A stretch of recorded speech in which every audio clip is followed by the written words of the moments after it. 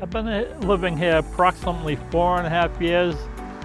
I came here from a very traumatic situation health-wise, and I'll tell you, it's just been a very positive experience because people around me are nice. The management here, they're the best. I mean, you can see the place, it looks awesome, you know. If you have a problem, they're on top of it. You do a very good job here, you know. Yeah. I love it, you know. I pray to God this is the place, this is the last stop.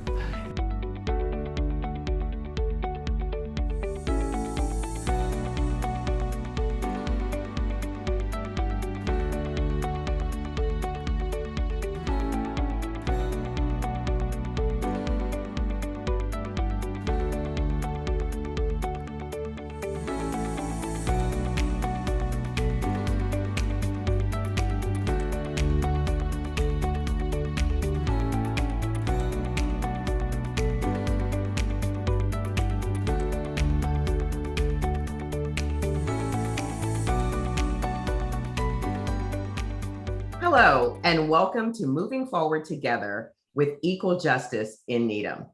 I'm the show host, Gretchen Cook Anderson. We just heard from John Cassidy, a resident of the Linden Street Apartments, one of the properties managed by the NHA, the Needham Housing Authority. The NHA is the biggest provider of deeply affordable housing in Needham, giving access to Needham schools, parks, and services to neighbors who would otherwise not be able to afford to live in the town. The residents are racially diverse and include seniors, families, and adults with disabilities. Public housing has been around since the 1930s, but new construction was interrupted by World War II. With veterans returning from overseas, there wasn't enough housing stock to accommodate the demand, eventually leading to the Housing Act of 1949, which dramatically expanded federal involvement with urban renewal and slum clearance and initiated construction of nearly 1 million new units of public housing. Like many government programs at the time, public housing was intensely segregationist until the Fair Housing Act of 1968 ruled that public housing could no longer be used to segregate communities by race. A few years later, beginning with the Nixon administration, the federal government reduced its financial support for public housing and shifted to housing vouchers, which subsidized private landlords. Since World War II, the town of Needham has strongly supported the construction of public housing within its borders. Massachusetts is one of only 3 states nationwide that have their own statewide public housing program. Working with the state, the Needham Select Board formed the Needham Housing Authority in 1948, and Needham got its first 80 units of public housing for veterans' families in 1950. An additional 258 units of public housing for seniors and families was built on town or NHA-owned land in the early 1960s, early 1980s, and between 2006 and 2009. Today, we'll learn from our panel about Needham's public housing properties and their hopes for the future. We have with us Angie Medeiros, the Executive Director of the Needham Housing Authority, Reg Foster, the Chair of the NHA Board of Commissioners, and Jessica Reese, a resident in an NHA property and President of the Cooks-Bridge Tenants Association. So Jessica, other than being head of the Cooks-Bridge Tenants Association, which happens to have my surname attached to it. Yes, it does. Which I was delighted to see, by the way. Good. Let's ask you a few questions Sure. about the NHA and your activity as both a resident and leader. Yes.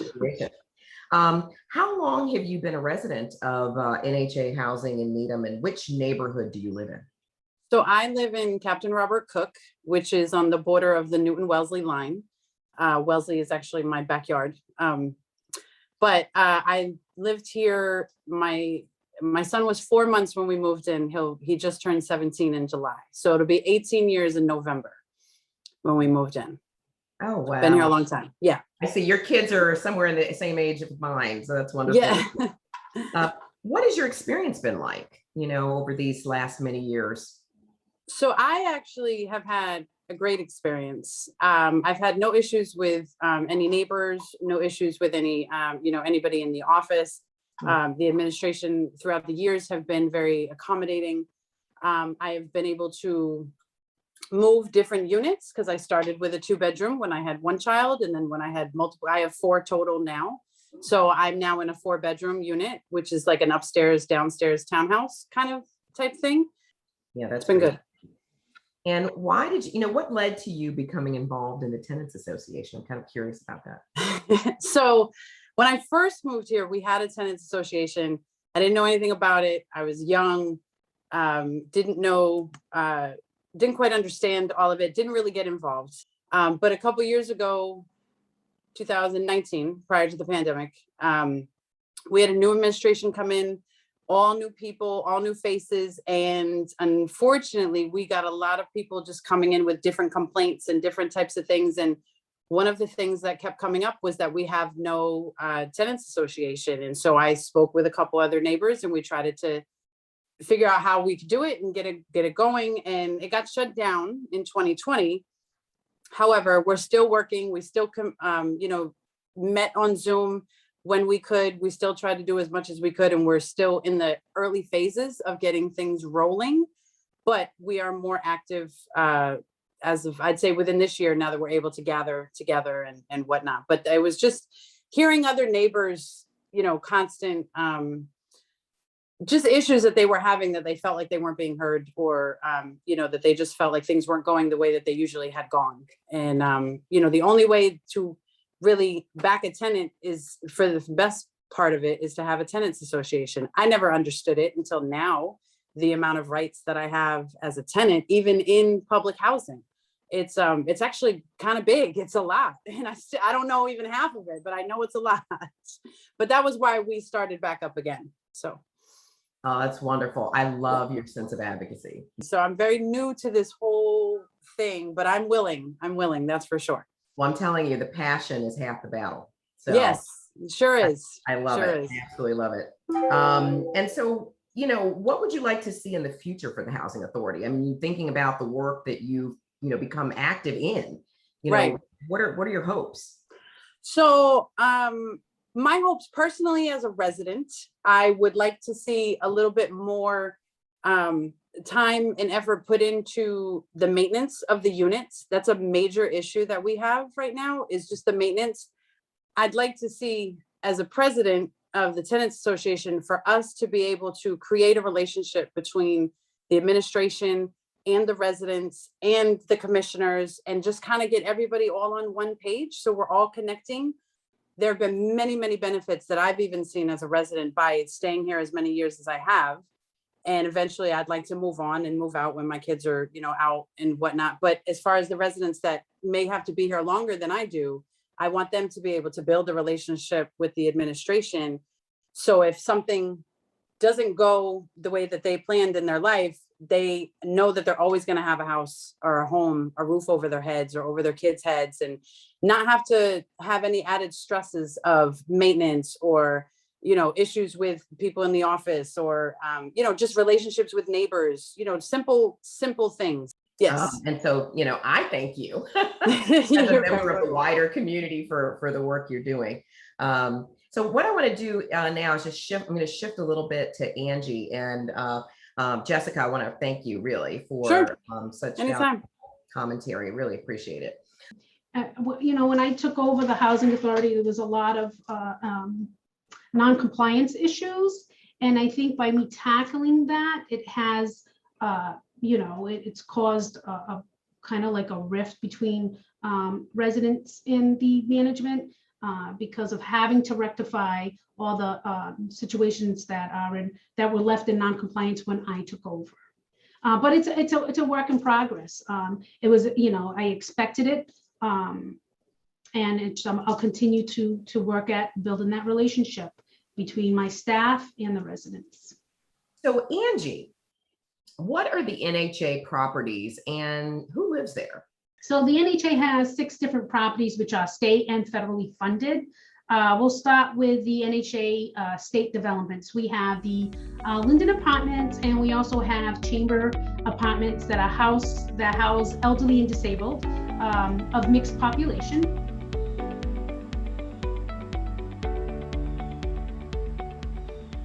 We also have federal sites, which include Captain Robert Cook, Seabed Way, and the High Rock Homes. High Rock Homes has 2 to 3 bedrooms. They're single family homes. And Captain Robert Cook is 2 to 3 bedrooms and 4, which are made of apartments, unlike the single family homes up in High Rock.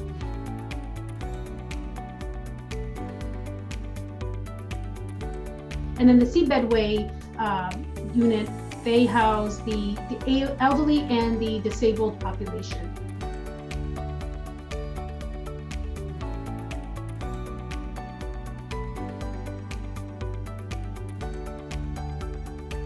We also have the Matthews House, which houses disabled residents. NHA only provides the minor maintenance on the home, and then DMH operates the rest of it. So that's as far as what we have for developments and units. How are the new tenants chosen? Is there a waiting list? And can you share a little bit about, what do they pay? That would be good for folks to know. We have a state and federal waiting lists, and it's 30% of their income. We select by date and time and preference of when someone applies and what their preferences are. When they come up on the waiting list, we have to verify that they're at that preference and that they can verify that they are indeed, whether it be local, disabled, homeless, you're gonna have to verify that. And besides housing, what services do you and the other staff of the NHA provide? NHA funds a resident service coordinator that helps residents in connections with various social services available. Example, the RS brings in town nurse for blood pressure clinic. We also have someone come in and do chair yoga. We do monthly newsletters to keep the residents informed on what's going on, whether it be within the housing authority or what's going on out in the town of Needham, and just bringing in services that way as needed for the resident. With many of the buildings quite old at this point, do you find that maintenance is an increasing problem? We do our best, but we have limited funds, and both from federal and state. We're always juggling priorities, so we have to decide, what's more of a priority: getting the roofs done, getting the windows done, and with the limited sources that we do have, it kind of takes away from other things that some of the residents may find a priority. What about challenges with residents? How do you work with residents who may be struggling financially or socially? The social aspect, that's when the resident service coordinator steps in and gets the services that the resident needs. And as far as,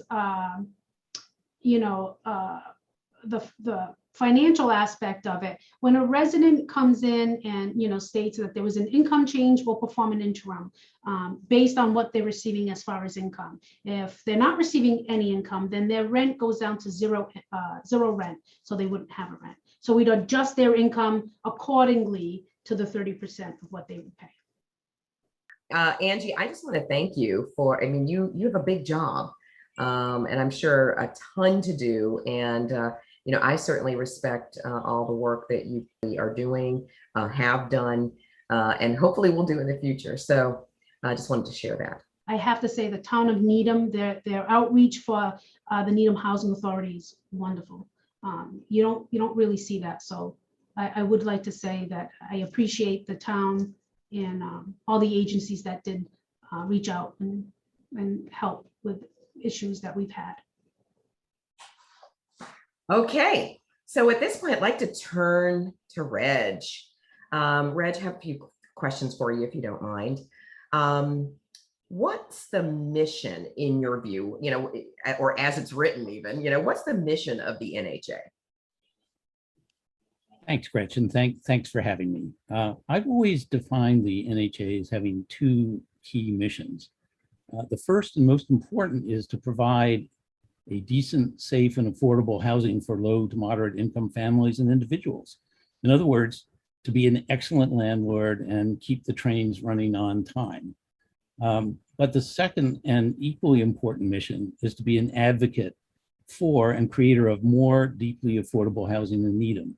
Now, I know most people think that the terms affordable housing and Needham are a contradiction of terms. There's a shortage of affordable housing in Needham, no matter how much money you make these days.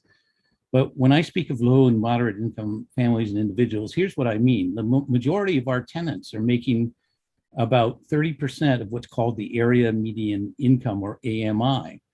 Now, what is the AMI for Needham, you might ask? Well, for a single person, it's like $89,000 a year, which seems like a very large amount of money to me.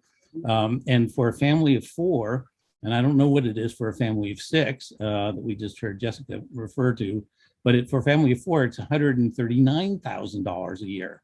So if we're talking about making 30% of that, we're talking about single individuals that earn about $27,000 a year, or a family of four that makes $42,000. That's a lot less.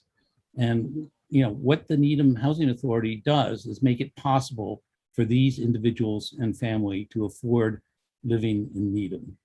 My next question was, what does the Board of Commissioners do? And then how are the Board of Commissioners chosen? Sure. There are 5 commissioners on the board, and they serve staggered 5-year terms. So they're not all up at the same time. Now, 3 of those commissioners are elected by the voters of Needham at town elections in April. 1 commissioner must be a tenant of one of the NHA properties. He or she is appointed by the select board from nominations that are submitted by the NHA Tenants Association, in other words, by Jessica and other tenants associations that we have or hopefully will have. And 1 commissioner is appointed by the state, by the governor. As for the board's responsibilities, the most important one is recruiting and hiring a great executive director.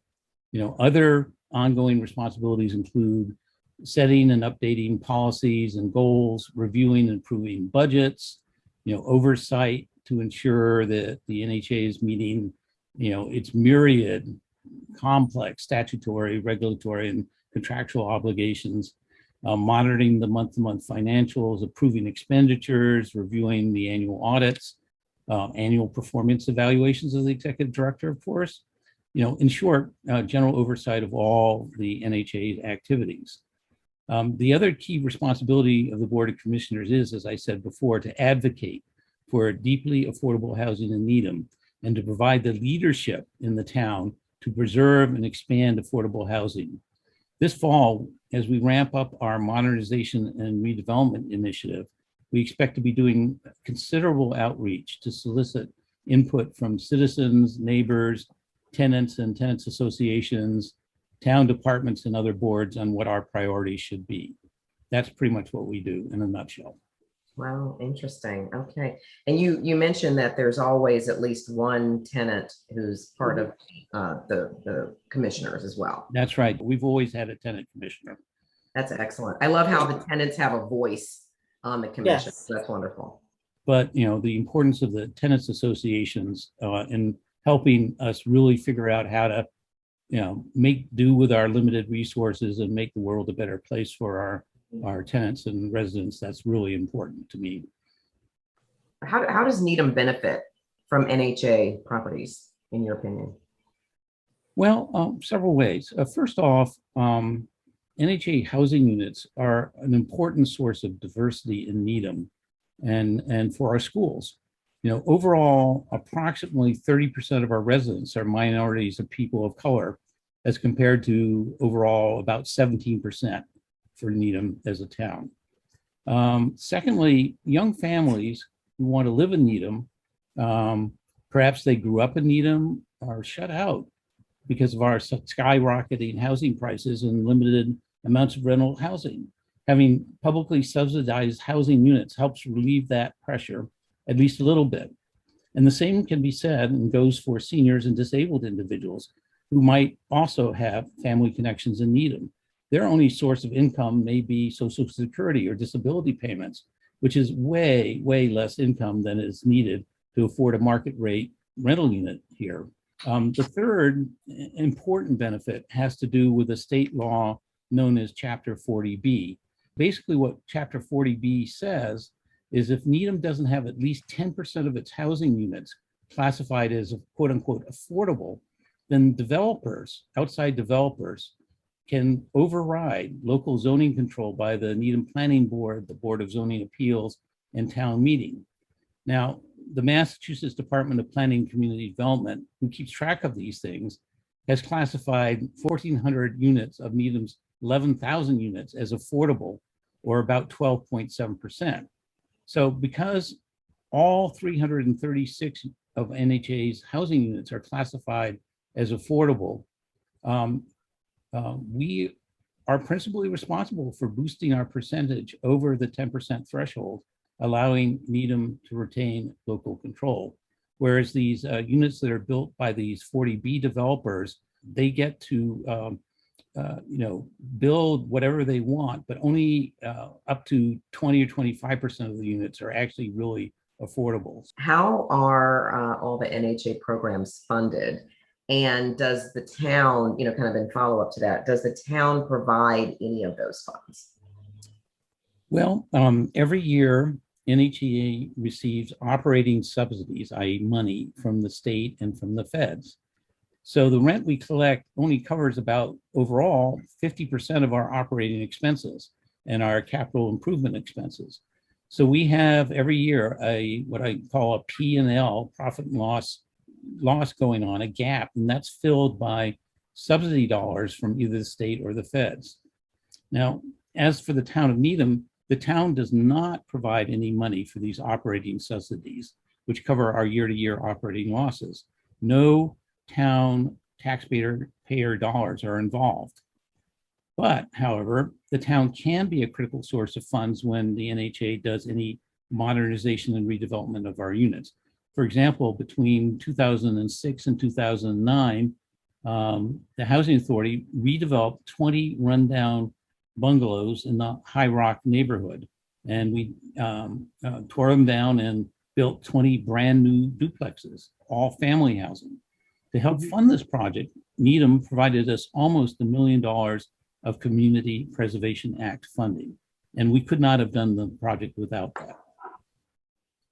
Very nice. Thank you. I'm learning a lot just talking with you all tonight. This fall, as I mentioned, the NHA is launching a 5 to 10 year modernization redevelopment initiative. And its goal is to completely update our remaining 316 aging housing units and possibly to build 121 more new units for seniors and families and the disabled. We all know that there's also the American Recovery Act funds that were just passed this spring. So there's lots of money sloshing around from that. And we have the possibly multi-trillion-dollar infrastructure legislation that's currently working its way through Congress. So we've got our eyes on those funds as well. If we play our cards right, these are all new dollars that we'll be able to attract into Needham to make ourselves a better, more diverse community. I could see Jessica's eyes kind of brighten up. I love it. Right, exactly. It sounds like good news. Thank you so much. And, Reg, and I think your passion for this work is palpable. I can hear it in your voice. I can hear it in the way that you're characterizing the hopes and plans for the future for the NHA. So I want to thank you. I want to thank Jessica. And I want to thank Angie for joining us for this particular episode. I mean, this has been fantastic. I think very helpful to everyone. So good luck to you on all fronts. Thank you. Certainly appreciate your time. As I mentioned, your stories, your expertise, very much appreciate that. So for everyone who is watching today, we want to also remind you and encourage you to take our poll. The poll questions are on the website. They'll only take you a few minutes. We'd love to hear your feedback, and we thank you in advance for that. You can also email us with any questions that you might have, and you'll see our email address on the screen. So again, I want to thank you. I want to thank our viewers, want to thank our guests again for sharing their time and for joining us for another episode of Moving Forward Together with Equal Justice in Needham. I am Gretchen Cook Anderson, signing off. Thank you very much and have Thank a you. great day. Thank you. Thank you.